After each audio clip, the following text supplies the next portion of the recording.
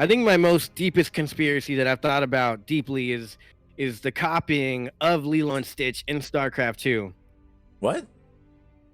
Oh, you don't remember that one? So, hear me out, guys. The beginning of Lilo, if you play the beginning of StarCraft and Lilo and Stitch side by side, it's the exact same thing of some crazy, he gets out of jail, Stitch gets out of jail, and then he's experiment tick 626, and I think like Raynor was 626 something as well. And then it's just like too many similarities. So in my mind, I believe Lilo and Stitch completely copied the StarCraft 2 story. Wait, but didn't Lilo and Stitch come out after StarCraft 2? I mean, before? Sorry? Oh, yeah, we did debunk that, right? Debunked that last time? I think they came out like a year before. Yeah, it came out before. So with that being said, there's some sort of time travel involved I haven't gotten a hold of yet. I know they did it. I don't know how, whether it be time travel or if they stole the plot before. I don't know, but it was definitely stolen somehow, some way. Someone stole it from someone, is what we're trying to say. Someone stole it from someone. Yeah. StarCraft maybe stole it from Lilo and Stitch. Yeah. Is Raynor just the human version of Stitch? I don't know. I'm just look. Whoa! Hold on. I'm just saying that you know what? There was a ladder map called Ohana. Oh. And Ohana. It means it means family. It means no worries for the rest of your days. Hakuna Matata means family. So do with that what you will. And speaking of all the weird words and pineapples, we have this player in the top left-hand corner coming from the area in which Hawaii is belonging to, the country, United States. He is playing for Team Alpha X. He is one of the best players out there. We are jumping in mid-series as it is 1-1 tied up. It's all down to this. It is Vindicta.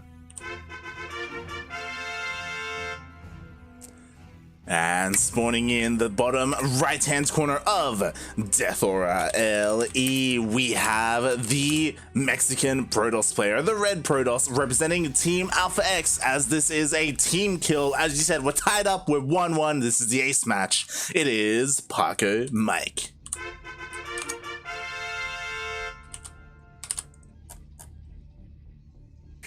I wonder who, like, if you're the owner of Alpha X, who are you rooting for right now? Right? Obviously, you can't say, but I wonder. Someone at Sushi right now and see he has to pick favorites. I mean, that's kind of the thing, right? Like, if you're a parent and you have two of your kids competing, like you got a favorite, but you just don't ever tell them. Does that go the same for kids? Do we have a favorite parent and we just don't ever tell them? I think so. I tell them. Yeah, I tell them. I play cards. Yeah, that's me. I'm that guy. I'm gonna tell my kids which one I'd save if they were both drowning. Yeah. They gotta know. They gotta. You know what? Because the other one needs to know to step it up, right? That's all I'm saying. You'd be like, Dad, which one of us would you save if we were drowning? You'd be like, Susie, now step it up, Billy.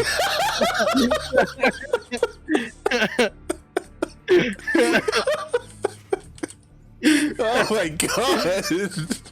I mean, hey man, that's setting up the kids for success. You don't want to tell them they can be anything they want and set them up for failure. You got to let them know, like, hey, you're at the bottom of the barrel, man. Step it up and get cut. You're on the chopping block.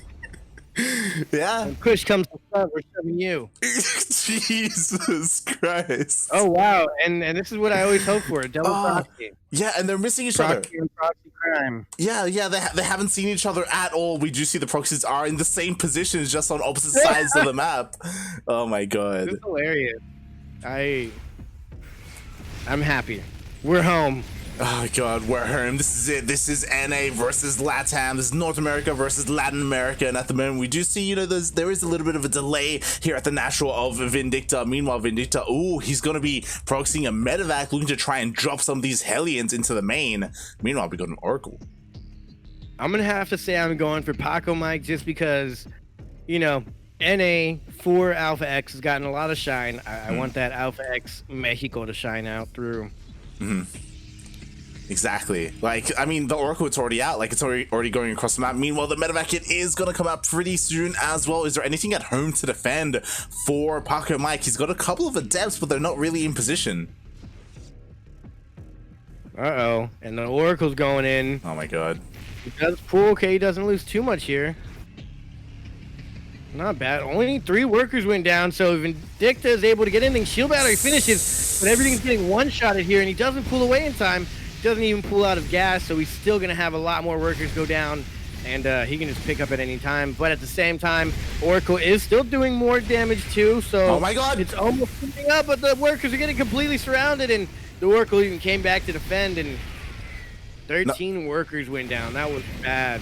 Yeah, and what's crazy is nothing shoots up, so this medevac is going to be able to escape, get out after those 13 worker kills. To be fair, 7 SCVs were killed across the map, and I mean, it's possible that, you know, a couple of mules, a couple of lost mining time, so the economy isn't too bad here.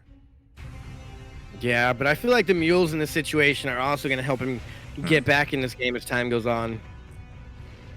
Oh yeah, like yeah. 3 adepts is cool, and he's got 2 oracles. That's cool, but I don't think you can really cause too much harassment with that. He's not really saturating his second base Vindicta, and there's not going to be much for these oracles to snag. He's not even making workers out of it. Yeah, he has to be careful as well, because I believe there are 2 widow mines here in the mineral line, so he has to be careful. Oh God, there's one right here. Widow mines! Oh, what a genius! Pacomike, you greedy boy. You should have expected that. Yeah, just lost one of his oracles. He was able to kill the widow mine in the end, and you know what? There are a couple of adepts here. It looks like he's looking to shade into the main.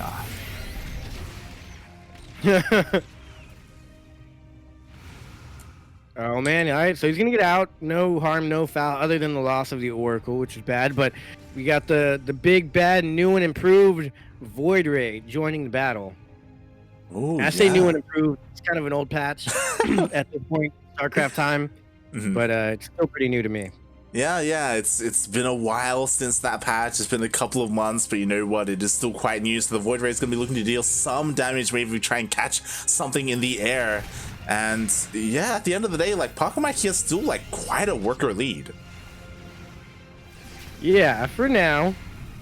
But that third base is that third base should help get some workers up over here for Pacomike.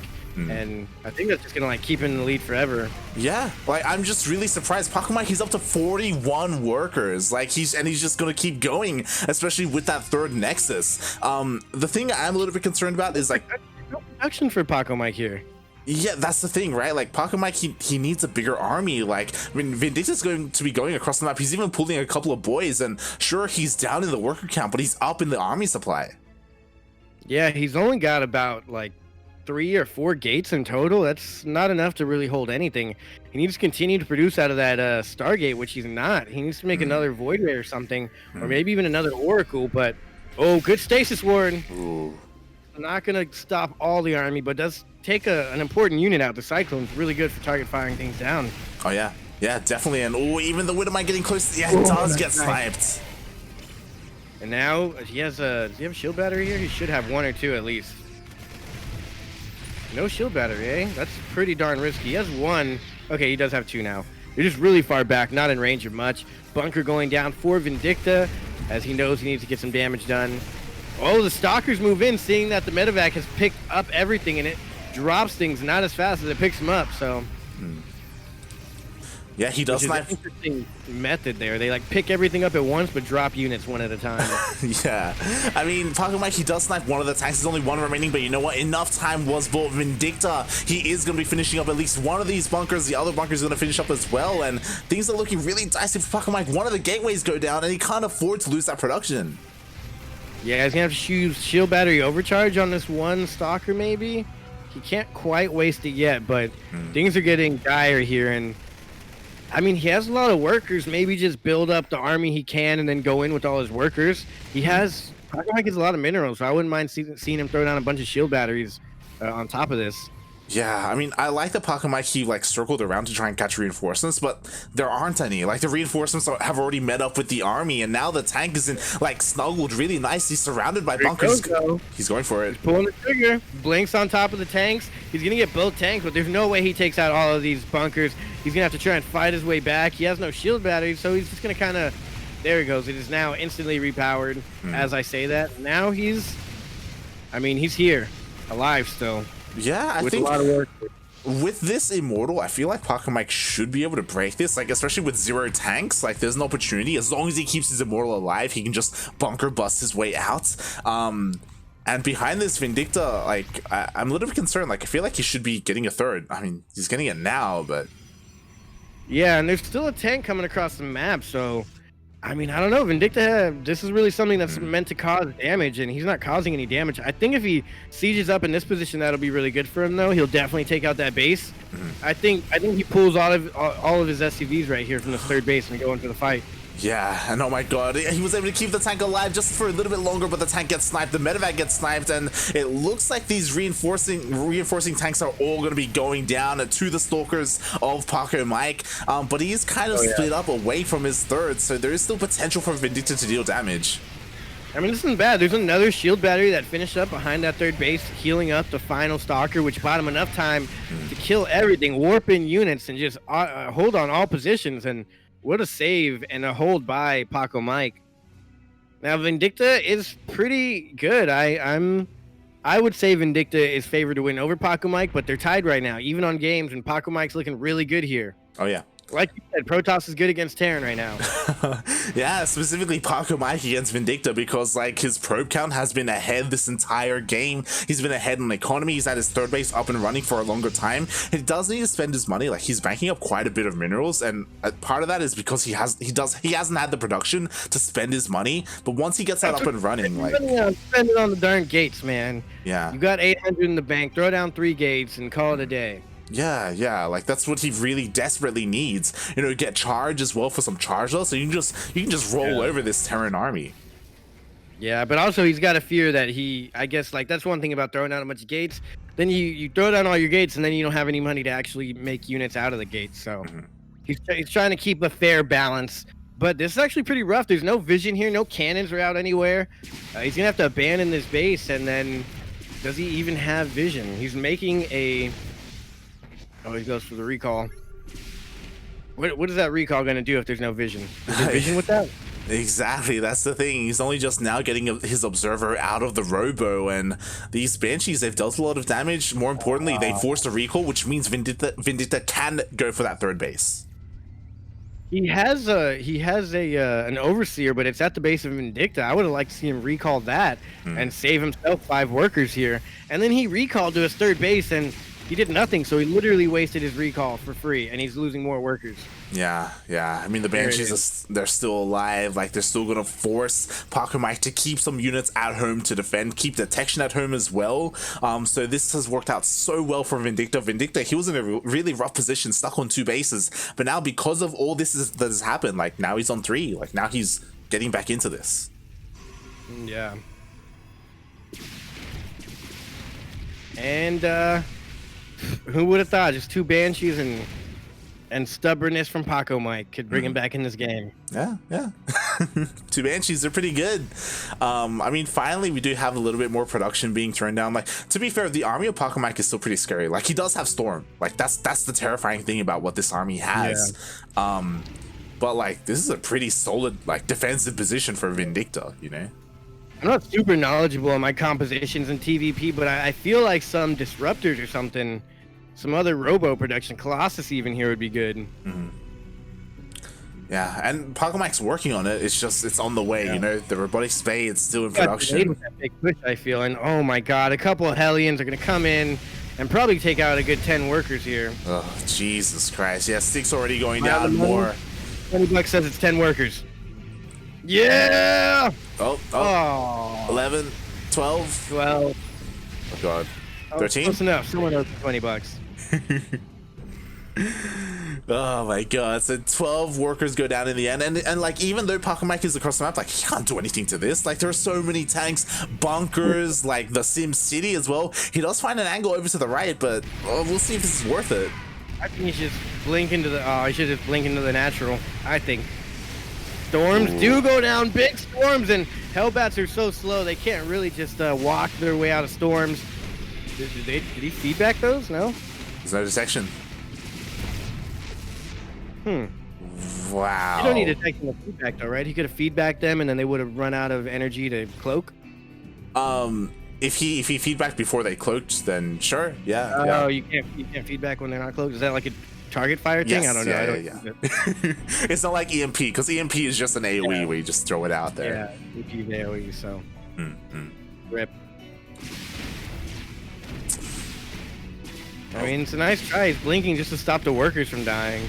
Oh my god, these Banshees are just doing so much. Finally, there's detection here, so they get sniped out of the sky, but more importantly, like, they were able to stop the army in the center of the map. They dealt a lot of damage as well, and now Vindicta, he didn't just claw his way back into this. Now he's, like, ahead in workers, he's ahead in army supply. Like, this is disgusting.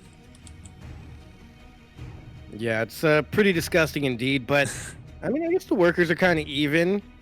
Are they? You know, the thing here is Pacomike has a 4th base, so he can replenish his workers faster. And now he's getting the hang of it. He's pulling his probes. He's got cannons for defense, and he's looking pretty tough here. And even denying this base from being taken. Not by much, but still denying it. I mean, it's not even on the way yet. Where is that base? There it is. Yeah, it's still in production. So, I mean, he is dealing what damage he can, and he is, as you said, he's on 4 bases. You know, he did establish his 4th. You got the Observer and a couple of Phoenix here in case any more of those pesky Apache helicopter cloak murderers come back. Yeah, I think it's working out for him, especially because Vindicta is investing in these Banshees. Like, he's still continuing to pump out more and more of them. I feel like that's a bit of a mistake from Vindicta. Like, you've shown your hand, and I feel like you want to cause an overreaction, then switch out of it, right? You want to stop with them, but yeah, he's just continuing to make more Banshees. I don't know. I think his play here is, I don't know if you noticed, he's going for mag field accelerator and tunneling claws. So is he going to go for a Banshee, Widowmine, tank, Hellbat, Cyclone? He's going for everything. Oh yeah,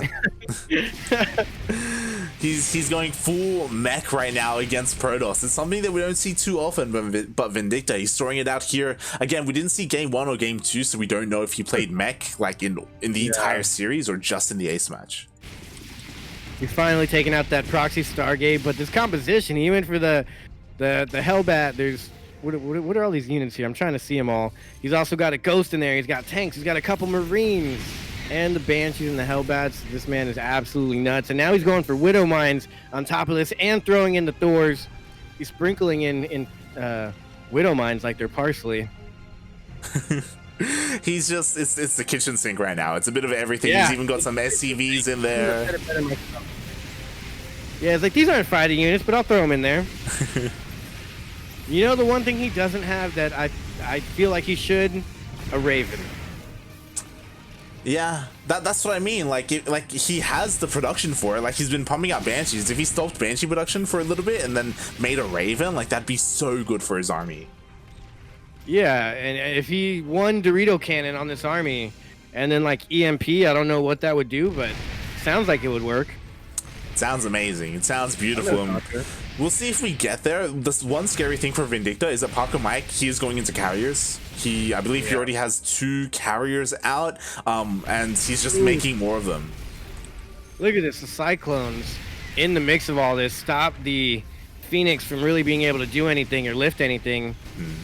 And this army looks so scary from Vindicta, but it also looks like a whole lot to Micro. He has to burrow, unburrow Widow Mines, siege tanks, get the EMPs or snipes off, while also cloaking his Banshees and turning his Hellbats into Hellions and trying to target fire down with the Cyclone. Oh god! What does this man prioritize? Oh god! Oh no!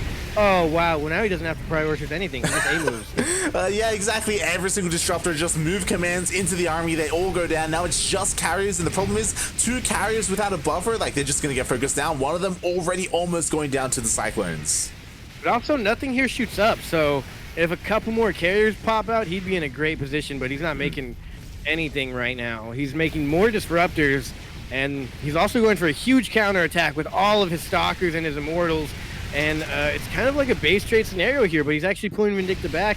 In this scenario, Pacomike has expanded too much for Vindicta to win a base trade in this position. And the problem is, like, you never want to base trade a Protoss because, you know what, Pacomike, he's just going to do whatever damage he can and then just recall away. Yeah, which some people say you can't base trade a Terran because they just float up, but when you got a bunch of Blink Stalkers on the production, there's no floating on okay there. Yeah, exactly. And we do see that Pacomike, he's just committing to destroying as much production as he can with these Blink Stalkers, even looking to try and escape into the third base by just blinking down. And again, like, Vindicta, he just can't keep up. See that hit his entire Stalker army and took out all of their shield? Yep. That was the most perfect EMP I've ever seen. It might not be enough to bring him back in this game, as 19 SCVs went down and Pacomike's just all over the map, but that was a beautiful EMP. Oh yeah, definitely. And now, like, Pacomike is looking really good because he's, you know, he has more carriers in production. Like, his production was left completely alone. All he lost was a Nexus, and, like, you know, that's perfectly fine. I mean, the biggest thing, like those 5 disruptors. Yeah, exactly. Like, that was the biggest thing. We're on the same page here. Yeah, those disruptors were a big loss. Like, imagine if this army moving across the map had 4 or 5 more disruptors. That's just unlimited zoning potential there. For sure. And I'm really curious to see how Vindicta is going to respond to the carriers. Like, right now, he's actually supply blocked right now. Oh god, he's not producing anything. He's got a couple of Thors. They're pretty solid as anti-air, but they need something else. You need, like, Vikings. I guess the goes for EMPs, question mark? Really depending on his micro here, because yeah, if you can manage to EMP, siege the tanks, target fire down, I guess you don't have to target fire down with the Thors, but you really got to get in a wedged position where you can't get too much done to you while also dodging all the disruptors. It just seems like Vindicta's like, hey, look at me, I'm the biggest microer in the world, and I can do all of it at once. And it looks like he's kind of out, biting off more than he can chew, I guess. Yeah, I was about to say, you say that, like, he's you know, trying to prove himself as, like, the best micro. It's like, is, you know, like, can he really pull this off? We'll see. Like, again, his production was completely shut down earlier, so he has to kind of bring himself back into this, make sure he's not supply blocked. And okay, like, he is making a couple of Vikings. That Thor is a little bit stuck, which is a bit unfortunate. All right. Man, that Thor needs to go on a diet. It just like sucked it in and then squeezed out of the main. Yeah. I'm just kidding, Thors. Don't go on a diet. Thick Thors save lives. Look, we love thick Thors here. Okay. Oh yeah. Thick Thors are our favorite here, and I really don't know how this plays out. You know, Pacomike doesn't want to throw away his whole army here. I feel like he just needs to max out. He's almost maxed out. He just needs to push in at different places because Vindicta, as you said, is like, you know, the mech is a very stationary composition here. And Pacomike, I believe, has a recall ready, so yeah, he can book and prod and then just recall, and maybe even recall just some of his army because you can't recall all of it, and then still have some for harass.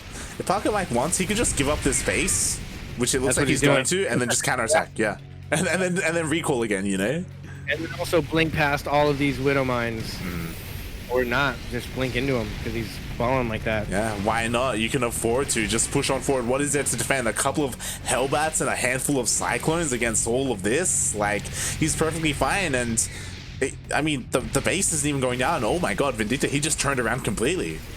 Yeah, I don't mind that. He left 2 tanks there to take over it, so I mean, it's not easy to take out those 2 tanks. They can cause some damage, but all of these stalkers here are pretty weak, and he's gonna be blinking their way home. I can't believe that building's still there. It's survived for so long. Oh.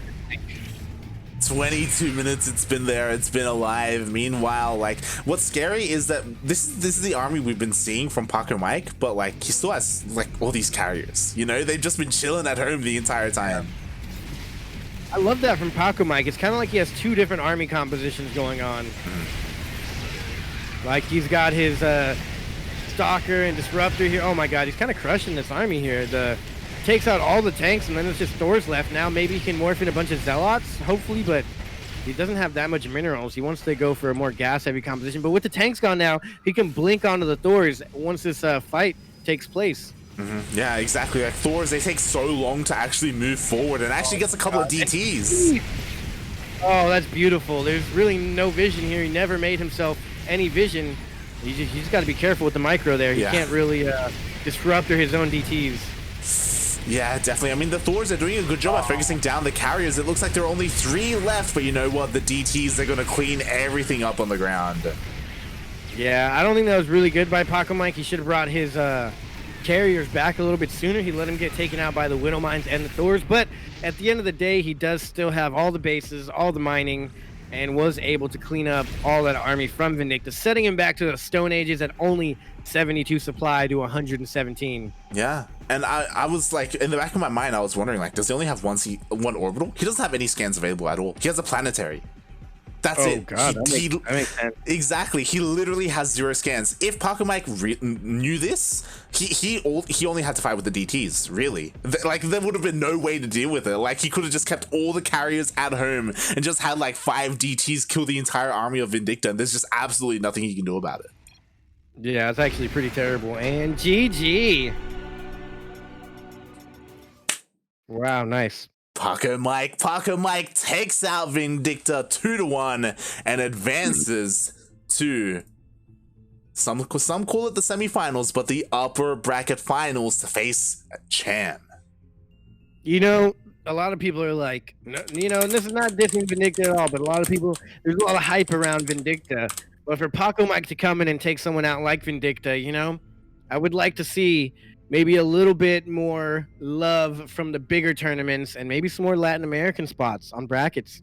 Maybe some more NA spots on brackets, so we can get like a Vindicta and a Pacomike in a finals someday somewhere in an alternate universe. That's the thing, like Vindicta, he's the more known player, like he's from like America, he's got a lot more exposure, when really like there are so many good players in Latin America, like Pacomike, like Darkness, like even throw in like Dastan and Chaos Fade and all these other guys who are just as good if not better, and yeah, they're just a little bit more unknown, you know, like they get overshadowed by like Special and Kelazar and Chan. Yeah, it's unfortunate those are like the heavy hitters, but we got heavy hitters like Vindicta in US, and they're being taken out by heavy hitters out of Latin America like Pacomike, and it's kind of how I wanted it to go. Still, maybe not just showing us, but showing Alpha X like, hey guys, you should maybe cancel that LatAm version of Alpha X and just call him Alpha X.